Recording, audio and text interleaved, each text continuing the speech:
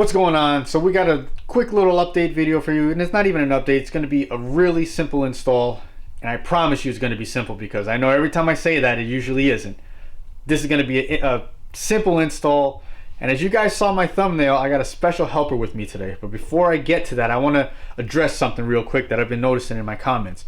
So I've been seeing that some guys are, when they're commenting and they want to get in touch with me, they're kind of asking how they can get in touch with me. Well, at the end of all my videos, I usually have like an end screen, and it has all my social media pages on there. So it has my Instagram name, has my Snapchat name that I just made. So go follow me on that because I'm trying to build my followers up. And I have a Facebook page. So any one of those you can get in contact with me. The best ones are Instagram. Usually if you just send me a DM, I'll answer you as quickly as I can. Or I just had a message today on Facebook. So it seems like that Facebook page is working. So those are the best ways you can get in contact with me. Now we're gonna get to working on the car, and my special helper is Nicole, my girl. There's my girl right there. I'm gonna show you guys. She's gonna show you guys, and let me change that up because I'm just a cameraman today. She's gonna show you guys how to install the Speed Factory racing hardware. It's the K-Series burnt titanium hardware that they just released.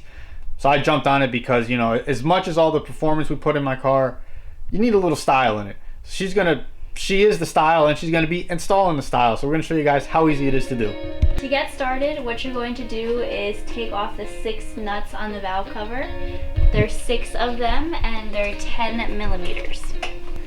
There's 3 up here, 1 on the side, and then 2 in the back.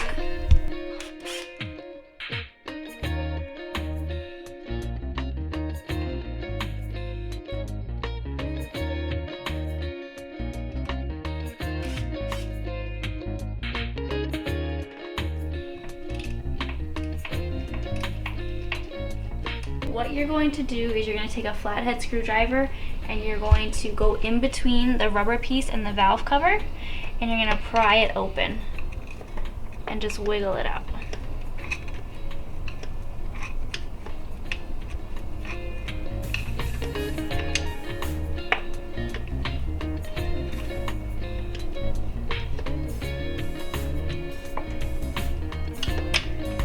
Just like that.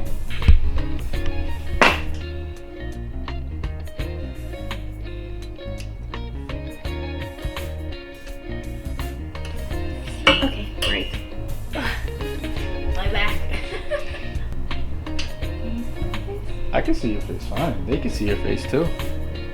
Once you get all the washers off, you want to take a clean rag and you want to wipe off all the excess oil so that when you put the new ones on, it's got a nice seal. Open up the package, be very careful.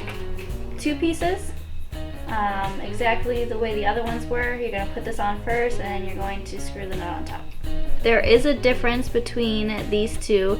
This one being the old one, this is how many? 5? 6 point, and this one is 10 point. 12. You're close. Okay, so you can see the difference. So we're going to need a different socket. No, a different socket? Okay, we're gonna need a different socket for this one. So we're gonna need a 12-point socket for the brand new nut. The originals are 6 points. So when you do this hardware, you need to make sure you have a 12-point socket for these new nuts. Right there. One tip that you want to keep in mind is that you do not want to tighten each one of these all the way down. You want it to set evenly. So you want to screw it down a little bit here, screw it down a little bit here, screw it down a little bit here. You don't want to go all the way down in order, because this side, once you screw this all the way down, this has a tendency to come up.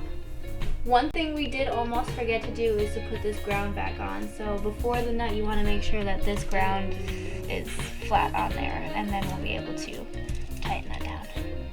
So there's your tutorial on how to install some Speed Factory hardware. This is for the K-Series. Nicole did a great job in my opinion. This was her first time doing the kind of work like this. She's done little things on cars. Most of the time she's always been watching me, so it's nice to see her actually pick up some of the stuff I do. And in your opinion, first of all, do you like the way it looks on the valve cover? Like, what's your honest opinion? You need more. Need more, like something to match. Titanium? Yeah. Alright, so it looks like I'm spending more money on titanium parts on the engine bay. And on a scale of 1 to 10, let's say if I wasn't guiding you, how hard was it? one being It would probably easy. be easier if you weren't guiding me. It would be easier? How come? Because you're bossy. And it's your car and you don't want me to scratch anything. Mm-hmm. So it makes me nervous. So how was it? So you could do it on, if you were in the driveway by yourself, as much time as you had, you could do 9 it? out of 10. No, 10 is the hardest. Oh, okay, so So it was a 1. it's easy to do. Yeah.